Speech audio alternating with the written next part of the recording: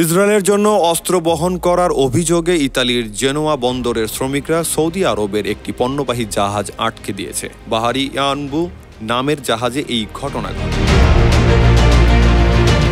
জাহাজটি Saudi shipping company বাহারি পরিচালনা করে বলে জানা গেছে।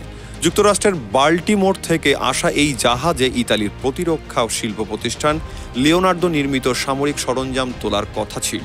এর মধ্যে আবুধাবির জন্য তৈরি একটি ওটোমেলারা কামানসহ ট্যাঙ্ক বা ভারী অস্ত্র ছিল বলে জানা গেছে। তবে এই অভিযোগ দৃঢ়ভাবে প্রত্যাখ্যান করেছে সৌদি শিপিং কোম্পানি বাহারি। সোমবার প্রতিষ্ঠানটির ওয়েবসাইটে প্রকাশিত এক বিবৃতিতে বলা হয়, এই ধরনের অভিযোগ সম্পূর্ণ মিথ্যা ও ভিত্তিহীন।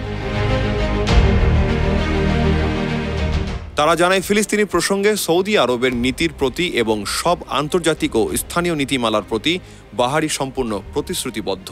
বিবৃতিতে আরও বলা হয়, কোম্পানিটি কখনো ইসরায়েলে কোনো পণ্য পাঠায়নি বা এ ধরনের কার্যক্রমে জড়িত হয়নি। তাদের সব কার্যক্রম কঠোর পর্যালোচনা ও নিয়ন্ত্রণের মধ্য দিয়ে সম্পন্ন হয়। বাহারি অভিযোগ করেছে, এই ধরনের খবর তাদের সুনাম ক্ষুণ্ণ করেছে এবং প্রয়োজনে তারা আইনি ব্যবস্থা নেবে।